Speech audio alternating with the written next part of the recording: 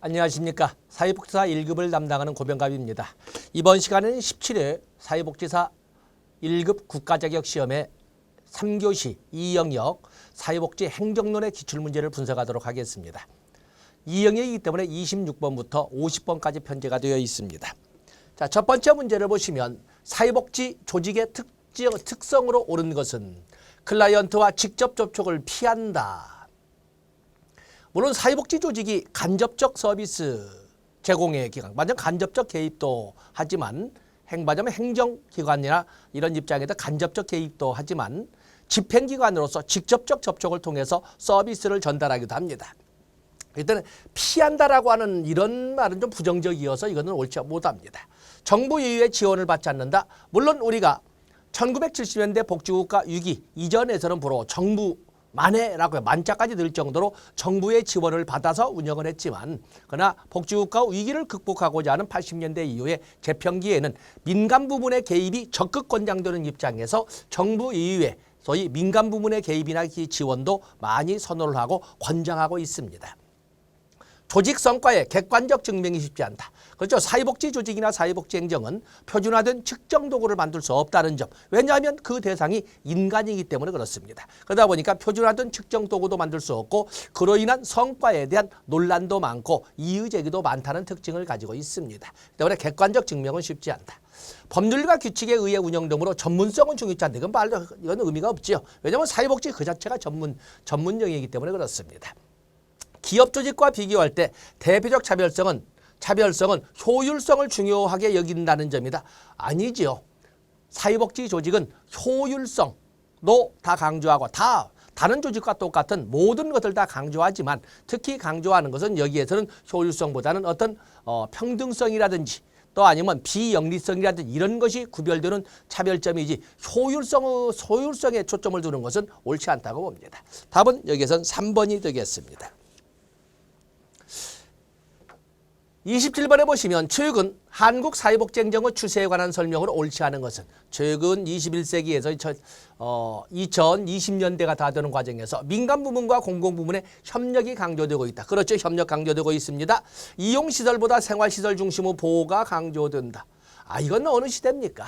지금 현대 사회에서 복지의 운영이라고 하는 것은 탈시설화를 기반으로 해서 재가복지, 지역사회보호 이미 움직인 때가 오래됐지요. 우리나라는 1980년대에 소위 영세 아파트를 중심으로 해서 종합사회복지관의 설립이 적극 권장되면서 지역사회 보호로 전환이 이루어지고 있고 그러면서 재가복지로 전환이 이루어집니다. 그래서 50, 60으로 넘어가는 그 과도기 1980년대 후반부터 이미 우리는 탈시설화에 정부의 정책적 개입이 있었다라고 볼 수가 있습니다. 이건 틀린 거죠. 공공성 강화 방향으로 전달체제 개편이 이루어지고 있다. 공공성 강화 방향. 자, 이것이 또 이제 문제가 되지요. 영리기관의 전달체계 참여가 증가하고 있다. 지역사회를 중심으로 서비스를 통합관리하고 있다. 자, 2번과 3번을 모두 이연령, 비연령으로 시비를 걸다 하더라도 2번은 워낙 정확하게 완벽하게 틀렸기 때문에 2번과 3번에 시비를 건다 하더라도 답은 2번으로 가야 됩니다. 3번에 대해서는 우리는 고전적 자유주의와 신자유주의에 구분해서 정부의 역할 비중을 줄인다라는 점에서 공통점은 있는데 과거에 고전적 자유주의라고 하는 것은 작고 약한 정부의 입장에서 정부 역할이 배제되는 이런 입장이었다면 오늘날 강조되는 민영화가 강조되는 현대사회에서 오늘날 신자유주의라고 하는 것은 작은 정부로서 역할 비중은 줄이지만 그러나 약한 정부가 아니라 작지만 강한 정부를 강한다는 점에서 그래서 역할 비중이나 비율은 줄여나가지만 그 힘은 오히려 강화되는 그렇게 해도 공공성 강화라는 용어를 해석해 주시면 되겠습니다. 답은 2번이 되겠어요. 28번에 보시면 관료제의 주요 특성으로 옳은 것을 모두 고르면 관료제에서 출제가 되는 것은 물론 관료제의 특성도 있고 장점도 있고 단점이라고 하는 병리현상도 있지만 주로 출제가 되는 것은 역시 특성과 병리현상이라고 하는 역기능에서 출제가 됩니다. 관료제의 특징이라고 하는 것은 관료제는 어느 관료제나 업무를 기능별로 분담하고 있던 분업의 원리를 적용하고 있고 권한과 책임을 그 크기에 따라서 상하로 구별하고 있다는 계층제를 적용하고 있고 모든 업무 처리를 정해진 대로만 수행하도록 하고 있는 합법적 지배나 규칙에 의한 지배를 적용하고 있고 모든 업무 처리에 관한 과정이나 그 결과는 문서로 남기도록 하는 문서주의가 적용되고 있고 그리고 이 합법적 지배에서 파생된 걸로서 결코 개인적 사심이 반영돼서는 안 된다는 몰 인정성이 적용되어 있고 그리고 자격과 경력 지향 이런 등등을 특징을 하고 있습니다. 조직 내 권위는 수직적으로 구조화되고 있죠. 수평적인 수직적으로 조직 운영에서 구성원 개인의 사적 감정은 배제된다. 몰 인정성을 설명하고 있고 직무 배분과 인력 배치는 공식적 규칙과 규정에 의해서 이루어진다. 소위 합법적 지배를 말하고 있고 업무와 활동을 분업함으로써 전문화를 추구한다. 분업의 원리를 말하고 있습니다. 답은 니은, 디귿, 니을. 답은 4번이 되겠습니다. 29번으로 넘어가 보시면 다음에서 설명하는 이론은 아래 보면은 다양한 이 행정학에 관련된 이론들이 이렇게 나와 있는데 조직 구성원은 비공식 집단의 성원으로 행동하며 이러한 비공식 집단이 개인의 생산성에 영향을 준다. 자, 벌써 뒤에를 안 본다 하더라도 여기 비공식 집단이나 비공식 조직이라는 말이 나오면 그것은 신고전 모형의 인간관계론을 말합니다. 다른 거 볼 것도 없죠. 인간관계론에서 나올 때 자생집단이나 비공식 집단이라는 말이 나오게 됩니다. 답은 1번이 되겠어요. 30번에 보시면 한국의 민간사회복지 조직에 대한 설명으로 옳지 않은 것은 사회적 기업은 사회 서비스 공급에 참여할 수 없다. 답은 1번이군요.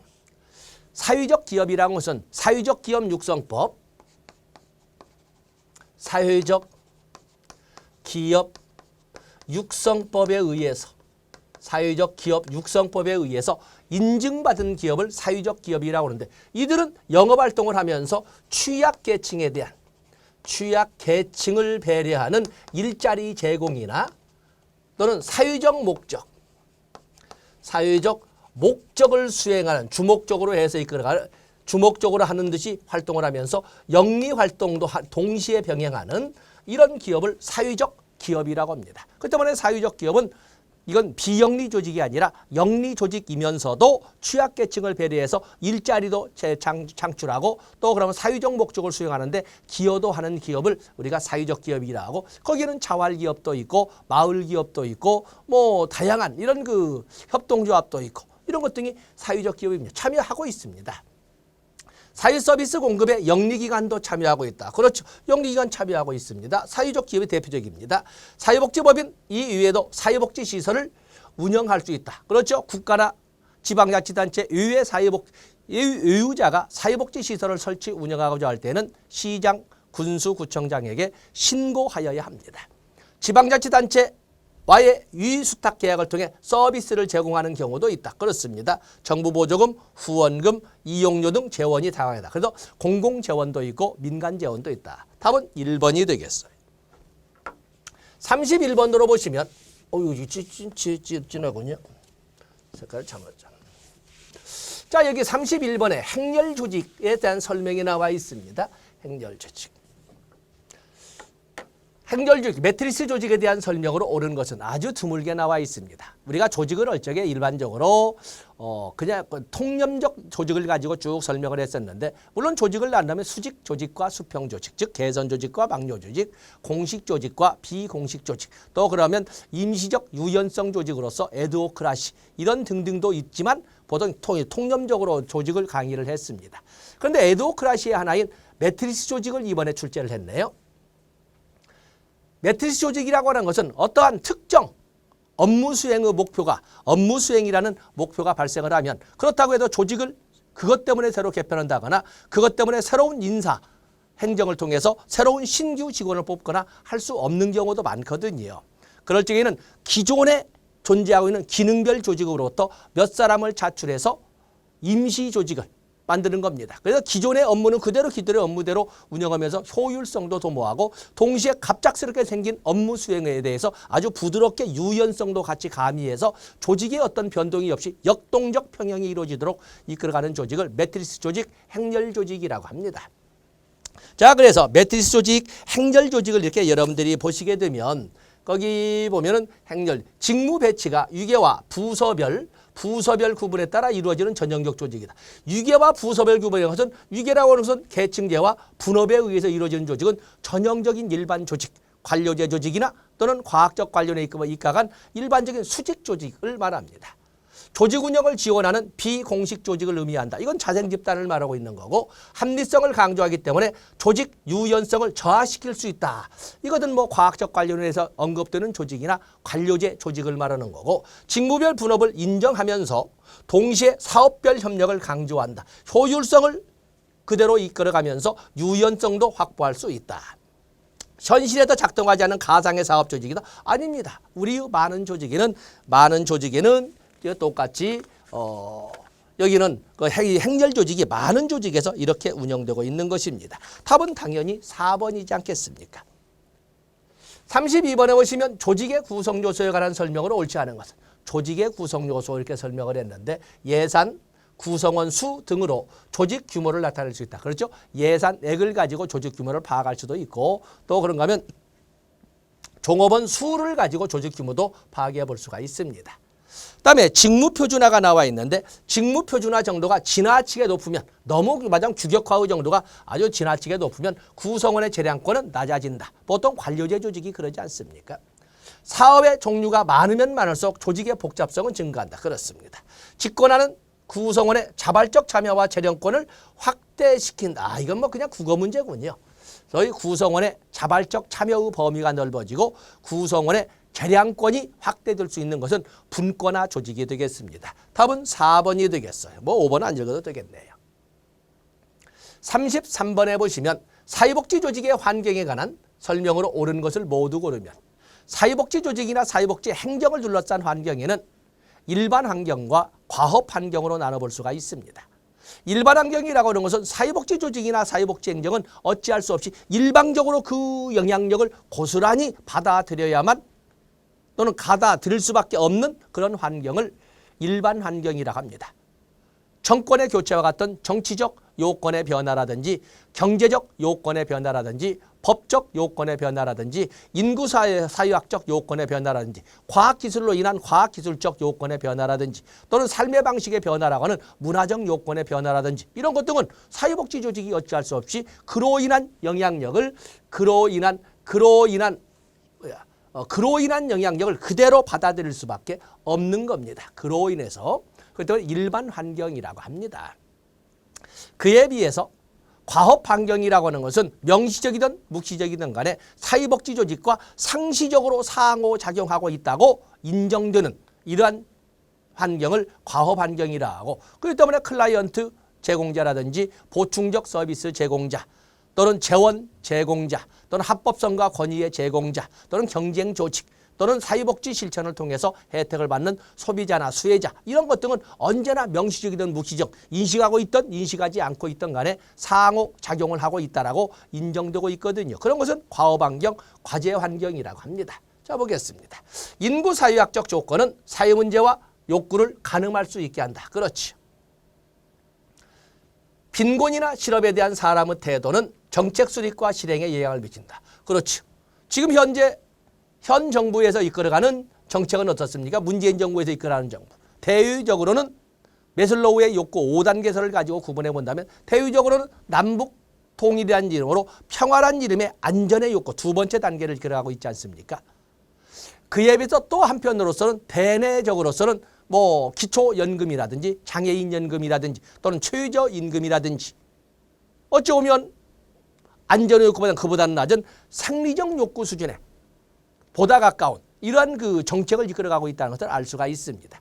그래서 빈곤이나 실업에 대한 사람의 태도는 정책 수립과 실행에 영향을 미친다. 과학기술 발전 정도는 사회복지 조직 운영에 영향을 미친다. 그렇죠? 과학기술적 요건의 변화, 조직에 미치는 영향에 따라 일반 환경과 과업 환경 구분될 수 있다. 뭐 여기는 뭐 다 맞는 것이 되겠지요. 자, 서비스 문제가 되겠네요. 34번에 보시면 사회복지법인 및 사회복지시설 재무회계 규칙이 있습니다. 그 재무회계 규칙상 준예산 재개하에서 집행될 수 있는 항목을 모두 고르면 헌법도 마찬가지고 여기 사회복지법인 사회복지시설의 재무회계 규칙도 역시 마찬가지입니다. 사실은 모든 예산은 회계연도 개시일 이전까지 심의 의결되어야 합니다. 그래야 집행되지 않겠습니까? 헌법에서는 적어도 정부의 예산은 정부가 예산안을 제출한 후 회계연도 개시일 30일 전까지는 의결되어야 합니다. 30일 전은커녕 회계연도 개시일까지도 의결되지 않으면 사실은 국정 운영은 중단되게 됩니다. 물론 우리나라에는 그런 경우가 없고 그래서 아무리 극렬한 정쟁이 있다 하더라도 마지막 날 24시까지는 의사봉을 칩니다. 그래서 아직까지는 준예산을 적용해 본 바는 없으나 그러나 그럴 수도 있는 위기도 발생할 수 있습니다. 그럴 적에 국정 운영의 중단을 막기 위해서 헌법에 정해진 3가지 사항에 대해서는 전년도 예산에 준해서 예산을 집행할 수 있도록 이렇게 규정을 하고 있는 것처럼 여기 재무회계 규칙에서도 그렇게 그럴 경우가 발생한다면 전년도 예산에 준해서 집행할 수 있도록 이렇게 규정을 하고 있습니다. 그래서 여기 전년도 준예산의 범위를 보면 준예산의 범위는 헌법과 똑같이 3가지인데 임직원 바로 임원과 임직원의 보수 또 그런가 하면은 필수 지출 의무가 있는 것이 있지요. 필수 운영상 필수 경비도 있습니다. 운영상 반드시 지출해야 될 필수 경비. 또 법령 규정에 의해서 또 반드시 지출해야 되는 법령상의 지급 의무 경비. 이와 같은 이 3가지는 전년도 예산에 준해서 집행하도록 되어 있습니다. 자, 직원급여는 임직원 보수 규정에 의해서 전년도 예산에 의해서 집행을 합니다. 전기요금이나 수도요금과 같은 경우에는 그야말로 조직을 운영하기 위해서 사회복지시설이나 사회복지 법인을 운영하는 데 있어서 필수적으로 없을 수가 없습니다. 우리가 지금 전기, 또 수도, 또 그러면 통신 이런 것이 없이 살 수 있겠습니까? 이제는 못 삽니다. 이미 우리의 삶의 일부가 되어서 당연히 이런 것은 운영상 필수 경비에 포함이 되어서 지출되어야 합니다. 한국사회복지관협 회비 이것은 뭐 운영에 꼭 필요한다거나 아니면은 법령에 지급 의무가 있는 것은 아니죠. 이건 개인상 민사상 문제입니다. 국민연금 보험료 사용자 부담금은 국민연금이라고 하는 것은 국가라고 하는 공권력이 법이라고 하는 강제력을 동원해서 이 운영하고 있는 것. 이것은 법령에 의해서 지급 의무가 있는 지출 의무가 있는 경비가 되겠어요. 그렇기 때문에 여기에서는 뭐 디귿번을 뺀 나머지 기역, 니은, 니을, 기역, 니은, 니을 답은 3번이 되겠어요. 35번에 보시면 리더십에 관한 설명으로 옳은 것은 자, 우리가 리더십 이론은 특성 이론도 있고 행태 이론도 있고 그리고 상황 이론도 있고 변혁적 리더십 이론 등 다양한 리더십 이론들이 있지 않습니까? 먼저 브레이크와 머튼이 나와 있네요. 브레이크와 머튼이 제시한 리더십 이론은 이 리더십 이론은 관리망 연구 또는 관리 격자 연구입니다. 그래서 과업 지향의 수준을 9단계로 다음에 인화 또는 배려 지향의 행태를 또 9단계로 나눠서 81개의 리더십으로 세분화하는 것이 브레이크와 머튼의 관리망 연구입니다. 그런데 81개라는 숫자는 우리가 산술적으로 하는 것이고 그걸 가지고 일일이 우리가 사회과학적으로 모든 구성원에게 알려준다는 어렵거든요. 그래서 크게 나눌 적에 이렇게 관리망 연구에서는 구조 또는 생산성 지향과 인화 또는 관계 지향을 각각 9개 단계로 나눠서 9개 단계로 나눈 거예요. 1단계부터 뭐 이렇게 9개 단계로 나눴는데 81개의 유형을 모두 설명하기 그렇고 여기는 사람은 좋은데 원래 별로 일에 대한 성과는 없어요. 클럽 동호인 유형. 클럽 동호인. 형이라고 이렇게 부릅니다. 표현이 영어 번역이니까. 이쪽은 일은 잘하는데 참 인간미가 없어요. 과업지향형.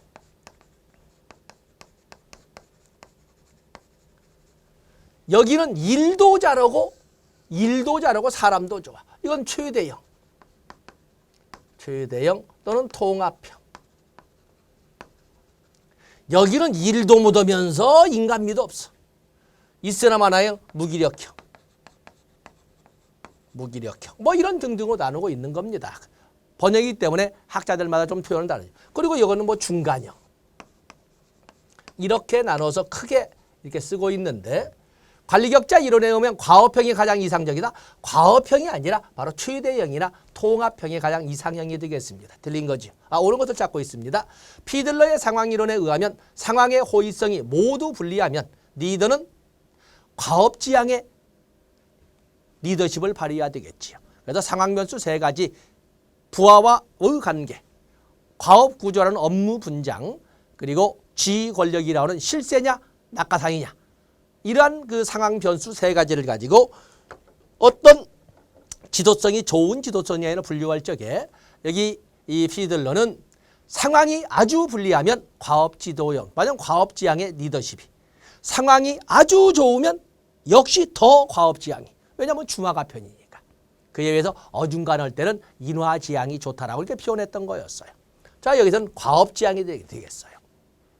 허쉬와 브랜차드의 상황 이론에 의하면 구성원의 성숙도에 따라 알맞은 리더십을 발휘하는 지도자가 좋다고 그랬는데, 구성원의 성숙도가 아주 뛰어나면, 업무 성숙도도 뛰어나고 심리적 성숙도도 뛰어나면, 일도 잘하고 조직이나 나에 대한 충성도도 높다면, 그럴 적에는 당연히 다 맡기는 유의명 리더십이 좋죠. 그런데 구성원의 성숙도가 형편없다면, 일도 못하는 것이 조직에 대한 충성도도 없다, 제거해버리면 되죠. 그런데 노조 등의 문제로 인해서 사표를 받을 수 없다면 지가 사표를 내든지 아니면은 지가 내 사람이 되든지 그걸 결정을 해야 돼요. 그럴 때는 철저하게 지시, 감독, 통제를 이끌어가는 지시형 리더십이 좋습니다. 여기는 성숙도가 높을 때 유의명, 성숙도가 아주 낮을 때는 지시형이 좋다라고 표현을 합니다. 다음에 퀸의 경쟁적 가치 리더십에 의하면 동기부여형 리더십은 목표 달성과 리더십과 상반된 가치를 추구한다. 여기 보면은 퀸의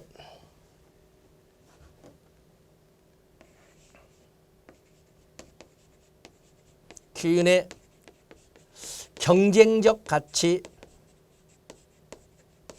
리더십에는 비전 제시형, 동기부여형, 지금 정기부여형 나와 있죠. 또는 과업주도형, 또는 목표 달성형,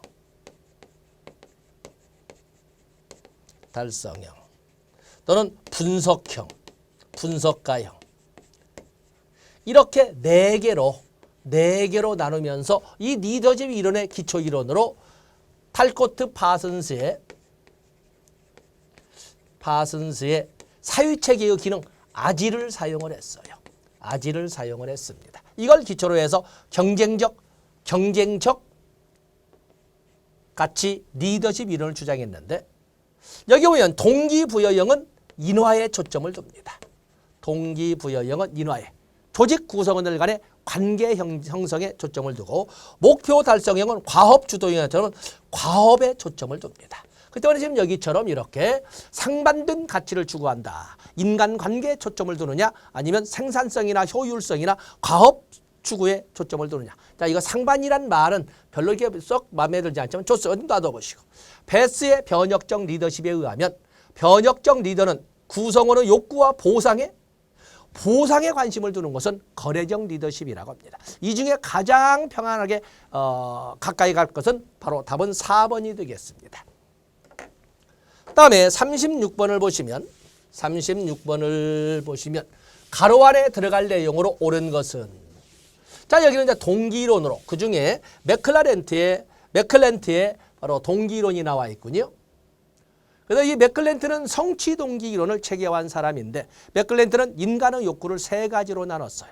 그래서 인간의 욕구에는 친교의 욕구, 권력의 욕구, 그리고 성취의 욕구로 나눴습니다. 어떤 위계를 잡은 것이 아니고, 메슬로우라든지 알더퍼처럼 어떤 위계를 잡은 것이 아니고, 여기에서는 그냥 인간이 가진 욕구가 세 가지가 있다고 했습니다.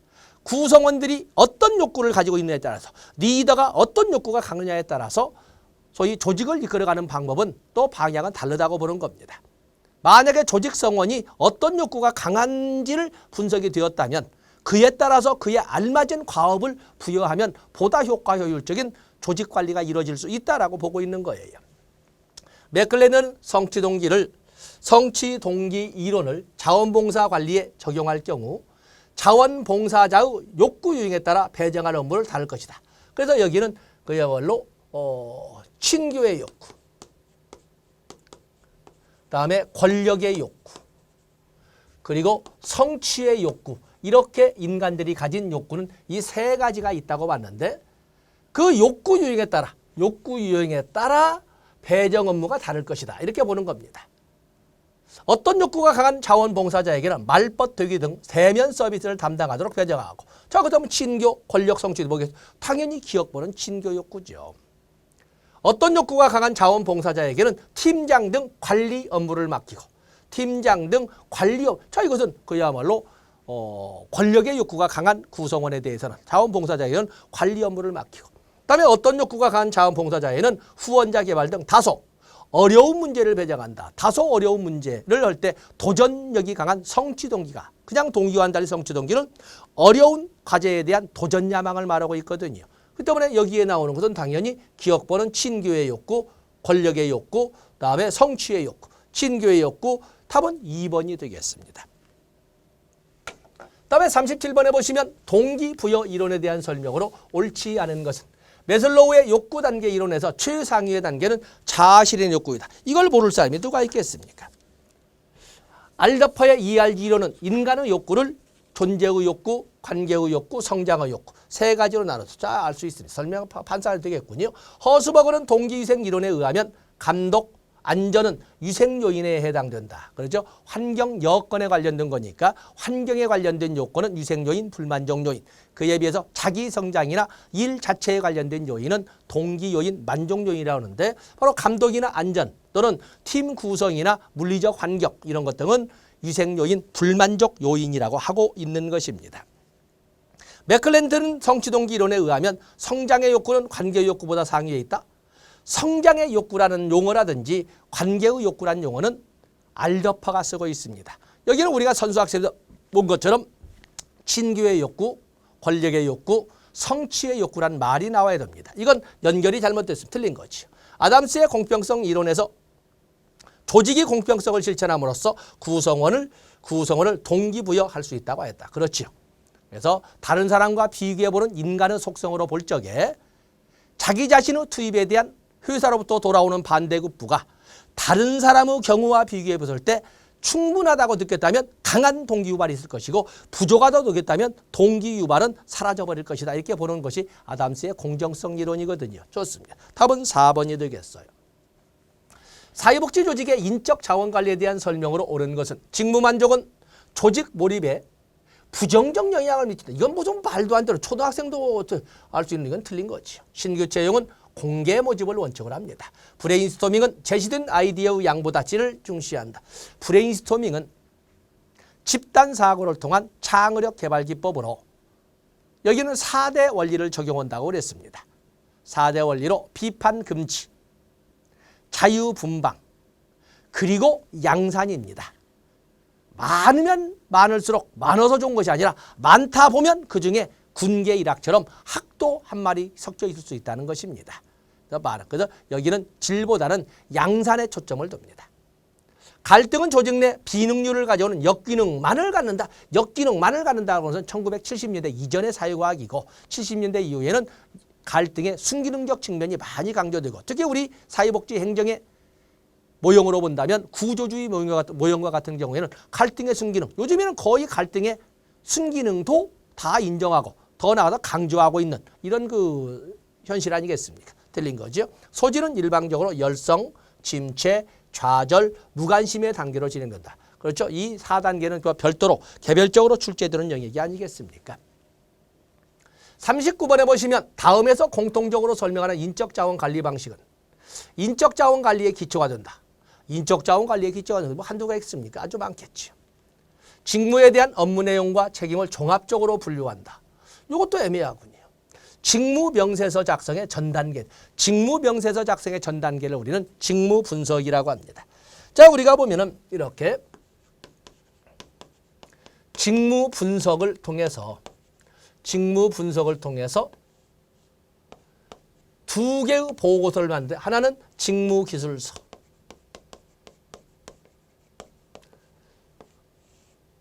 하나는 직무명세서를 만들게 됩니다. 여기 직무기술서는 직무 관련 그냥 설명이라고 쓰겠습니다. 직무에 관련된 내용을 서술해 놓은 것을 직무기술서라고 합니다. 주소는 어디에 있고, 그리고 어떤 일을 만들고, 어떤 산출물을 만들고, 어떤 공정을 거치고, 어떤 재료를 쓰고, 어떤 기술을 가진 어떠한 그 여건을 갖추고 있고, 이런 등등. 그리고 몇 시부터 몇 시까지 근무하고, 뭐 2교대인지 3교대인지 이런 것 등을 다 설명하고 있습니다. 그래서 직무명세서는 담당자의 요건, 업무 담당자의 요건, 업무 담당자는 어느 정도 학력을 가져야 되고, 어떤 자격이 있어야 되고, 어떤 기능이 있어야 되고, 이런 업무 담당자에게 요구되는 사항을 적어놓은 것은 직무명세서입니다. 그래서 직무분석이란 직무에 관련된 설명과 직무 담당자에게 요구되는 사항을 분석하는 것을 직무분석이라고 합니다. 바로 이런 직무분석의 결과를 가지고 바로 직무평가를 하게 되는 겁니다. 직무평가. 그래서 직무평가에 의해서 임금도 상이하게, 직급은 높아도 오히려 임금이 위험 난이도가 낮을 경우에는 좀 낮게 책정되고 그러지 않겠습니까? 바로 이겁니다. 그렇기 때문에 여기는 첫 번째, 두 번째는 애매했지만 세 번째 가면서 직무분석이란 답을 찾아냈습니다. 답은 2번이 되겠어요. 40번에 보시면 사회복지조직의 예산수립의 원칙으로 옳은 것은, 예산수립의 원칙은 전통적인 입법부 중심의 원칙도 있고 오늘날 현대적인 행정부 중심의 원칙도 있고 뭐 그걸 따로따로 하는 것이 다 같이 적용되고 있습니다. 그래도 아직까지는 입법부 중심의 원칙이기 때문에 입법부 중심, 회계연도 개시와 동시에 결정돼야 된다? 아니죠. 사전 의결의 원칙이죠. 사전 의결의 원칙이어야 됩니다. 동시가 아니라 회계연도 개시일 30일 전까지 의결돼야 됩니다. 만약에 물론 그렇지 못한다면 준예산을 적용하지만 수지 균형에 맞춰 흑자 예산이 되도록 해야 한다? 아니죠. 엄밀성의 원칙에 의해서 예산과 결산은 일치되도록 이렇게 편성되어야 합니다. 회계연도가 중첩되도록 단연도로 수립되어야 된다? 아니죠. 원칙은 한정성의 원칙에 의해서 목적의 사용 금지, 또 초과 지출 금지, 또 회계연도 초과 금지, 이런 등등이 한정성의 원칙입니다. 예산이 집행된 후 즉시 심의의결을 거친다. 이것은 바뀌어져 있는 거죠. 심의의결은 정부에서 예산안이 국회로 이송되면 국회에서 심의의결을 하고 그걸 정부에서 집행한 다음에 결산. 이건 뭐 절차가 맞지 않는 거예요. 다음에 세입과 세출은 모두 예산에 계상돼. 이건 완전성의 원칙이라고 하지요. 완전성. 그래서 세입과 세출에 관련된 것은 모두 예산에 포함되어서 계상되어야 한다라고 합니다. 이건 답은 5번이 되겠어요. 41번에 보시면 페러슈라만 등이 주장한 서비스 품질 측정도구, 서비스 질 측정도구인 서브 QR 구성 차원이 아닌 것은, 자, 여기 나오는 서브 QR이 이렇게 서비스와 퀄리티의 결속이, 서비스와 퀄리티.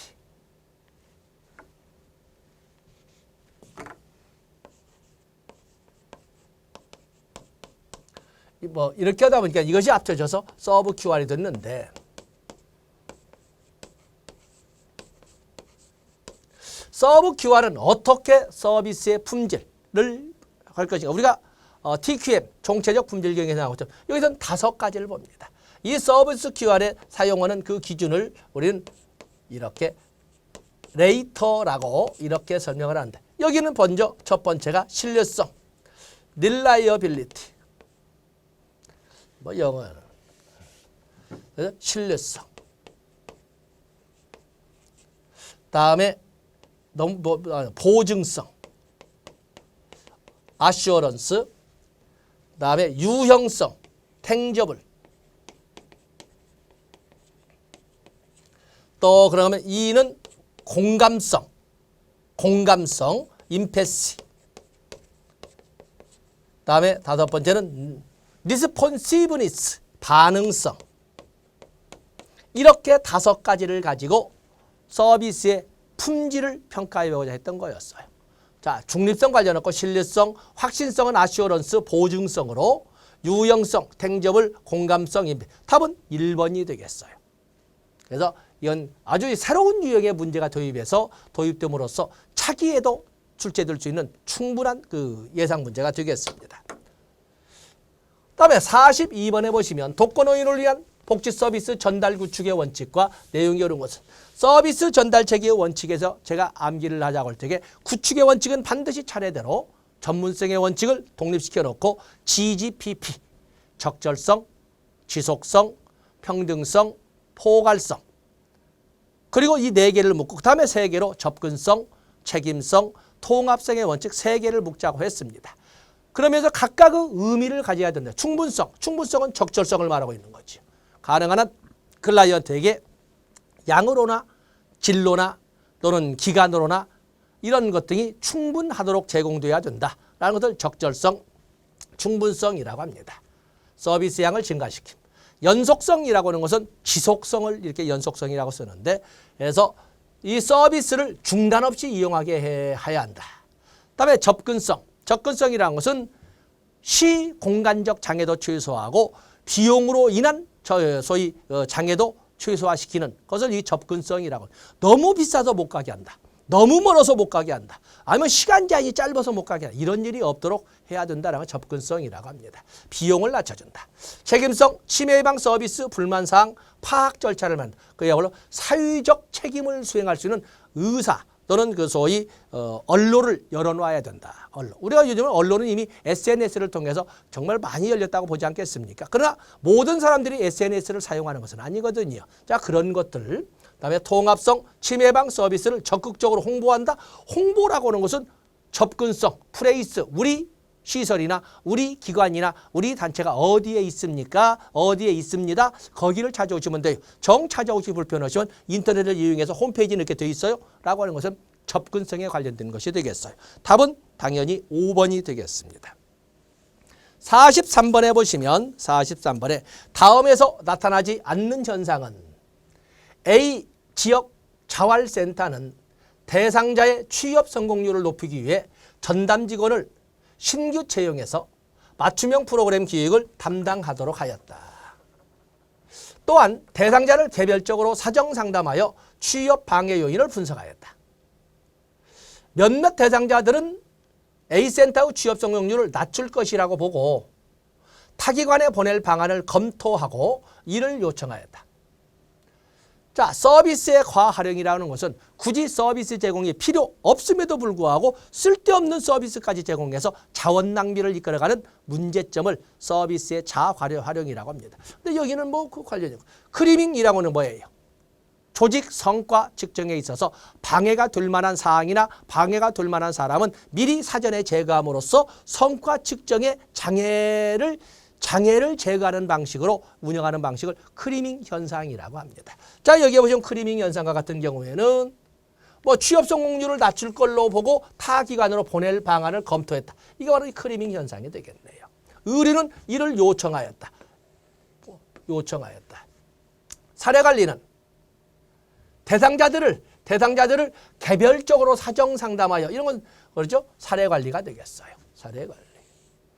다음에 신규 채용하여. 자, 이것은 인사관리니까 스태핑이죠. 스태핑. 답은 1번이 되겠어요. 44번에 보시면 사회복지 기획과 관리 기법에 관한 설명으로 옳은 것은 기획의 기법에 보면은 퍼트도 있고 또 쉐드 유도 있고 또 그러면 월별 활동 교육 기법이 있지요. 또 겐트 차트도 있고 또 뭐 브레인스토밍도 있고 뭐 많은 기획 방법이 있을 겁니다. 퍼트는 최초로 시도된 프로그램 관련 유용하지 않다. 퍼트는 전반적 과정에. 퍼트가 뭐예요? 목적 달성에 관련된 모든 공정을 목표 달성에 관련된 모든 공정을 시간으로 변환시킨 시간 계획표라고 하지 않습니까? 그 때문에 프로그램이 시행되기 전부터 마감이 된 이후까지도 다 퍼트는 다 존재성을 보여주고 있습니다. 겐트 차트.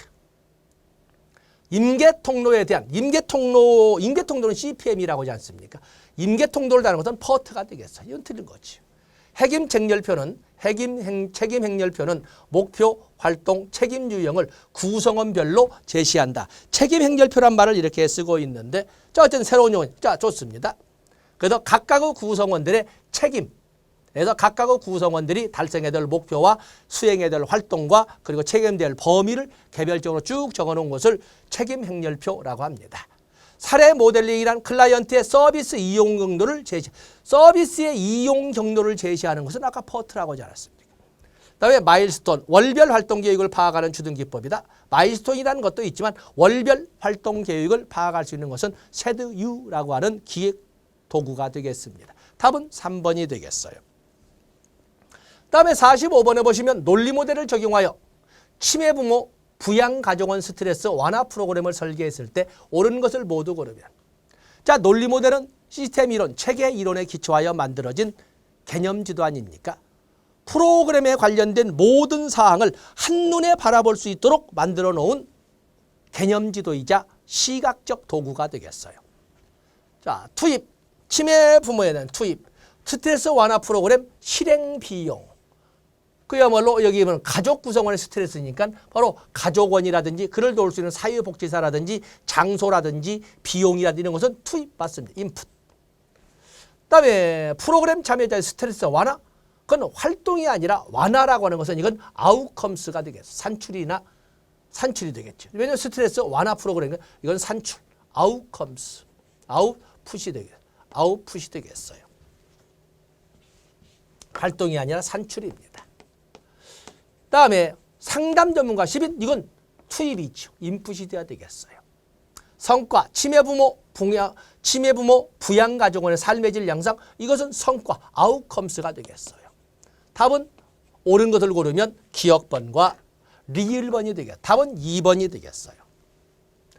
다음에 46번에 보면은 일반적인 마케팅 믹스 전략에 포함되지 않은 것은 보통 마케팅 믹스 4P라고 하는데 어떤 서비스를 제공하는 시설이나 기관인가? 바로 프로덕트 제품. 다음에 그 서비스를 이용하거나 서비스를 제공하는 데는 어느 정도 비용이 드는지를 제공하는 프라이스, 가격이라고 합니다. 그리고 우리 시설이나 조직의 서비스를 활용하게 되면 어떠한 이득이 되는지를 알려주는 촉진이나 유통, 프로모션. 그리고 우리 시설이나 조직에 대해서 좀 더 알고 싶으시다면 방문하고 싶으시면 약도 그려주고 아니면 좀 더 방문하실 수 없으면 홈페이지를 통해서 자세한 내용을 알아보세요. 라고 할 때 알려주는 유통, 장소, 플레이스가 있습니다. 그렇기 때문에 여기 보면 가격, 제품, 5번에 제품, 가격, 그다음에 프로모션, 장소. 답은 3번이 되겠죠. 뭐 기본 다 단순한 게 설명 안 해도 되겠지요. 그래서 4P를 물어봤습니다. 47번에 보시면 다음에서 공통적으로 설명하는 것은 사회복지 서비스 평가로 인해 발생 가능한 부정적 현상이다. 양적 지표가 많을 때 증가되기 쉽다. 양적 평가 지표가 많을 때 증가되는 것을 우리가 크리밍 현상이라고, 크리밍 현상과 유사한 것, 양적 측면에 초점을 두고 성과 측정을 통해서 조직 평가를 할 때 그 조직 관리자들이 사용하게 되는 대표적인 부정적 현상을 크리밍 현상이라고, 그때 대표적 크리밍 현상을 가져오는 하나의 기준점의 역할을 하는 것을 바로 기준 행동이라고 하는 것입니다. 평가지표 측정에만 관심이 집중되어 서비스 효과성이 낮아질 수 있다. 그래서 MBO에서 주로 나올 수 있는 문제점으로 크리밍 현상 또는 기준행동, 그래서 MBO의 문제점으로도 끄집어내지만 어떤 크리밍 현상으로 문제가 나오던 기준행동으로 문제가 나오던 같은 문제라고 보고 넘어가시면 되겠습니다. 답은 4번이 되겠어요. 사회복지 평가 기준과 내용이 바르게 연결된 것은 노력, 클라이언트의 변화 정도로 측정된다. 노력이라고 하는 것은 클라이언트의 방문 횟수, 클라이언트의 면담 횟수, 이런 것 등을 말하는 것이고, 변화 정도로 말하는 것은 이것은 클라이언트의 변화 정도이기 때문에 이것은 성과 측이 영향이라고 할 수가 있습니다. 영향. 목표 달성도는 이것은 효과성을 말하는 거죠. 비용과의 비교로 측정한 것은 효율성이 되겠어요. 서비스가 인구 집단에 형평성 있게 배분된 정도로 측정되는 거. 자, 이것은 형평성이 되겠어. 말 그대로 형평성이 나왔지만 형평성이 되지 않겠습니까? 절차나 규정 준수 여부 등 과정. 좋습니다. 답은 5번이 되겠어요. 다음에 49번으로 넘어가 보시면 사회복지평가 유형에 관한 설명으로 옳은 것은 총괄평가는 주로 프로그램 개발을 목적으로 한다. 프로그램이 만들기 전에 시행하는 걸로써 개발이나 사전 전략을 수립하기 위한 것은 이것은 진단평가라고 제가 설명을 했습니다. 진단평가, 형성평가의 대표적인 효과성평가이다. 효과성평가, 효율성평가, 공평성평가 이런 등으로 가는 것은 이것은 형성평가가 아니라 총괄평가에서 하는 것입니다. 모니터링 평가는 과정평가, 넓은 의미는 모든 전 과정에 대한 점검을 말하지만 일반적으로 모니터링 그러면 형성평가를 좁은 의미로 설명을 합니다. 자, 이것은 좀 놔둬보시고. 형성평가는 목표 달성도에 관심을 두는 것은 총괄평가가 되겠어요. 성과와 비용에 관심이 크다. 성과와 비용에 관심이 크다라고 설명하는. 자, 이것도 그렇죠. 답은 5번이 되겠네요. 그래서 49번은 그냥 5번. 이거 설명할 것이 없네요. 그다음에 50번에 보시면 사회복지 프로그램 기획 과정에서 대상인구 규정에 관한 설명으로 옳은 것은, 자, 여러분들 이 그림 있게 생각하실 거예요. 이렇게 해서 그림을 그렸다. 그래서 여러 색깔로 전체 인구를 말하는 일반 인구, 그중에 위험에 노출된 것으로 보여지는 위험 인구, 그리고 그중에 프로그램의 수혜 자격이 있다고 보여지는 바로 표적 인구, 아니 클라이언트 인구, 표적 인구, 그리고 그중에 실제 프로그램 집행 과정에 참여하는 이런 클라이언트 인구. 이렇게 해서 우리가 나누지 않았어요. 이렇게. 자, 이렇게 나눴던 그 그림을 떠올려 보시면 됩니다. 위험인구란 프로그램 수급 자격을 가진 사람을 말한다. 프로그램 수급 자격을 가진 사람, 프로그램 수급 자격을 가진 사람은 우리가 표적 인구라고 합니다.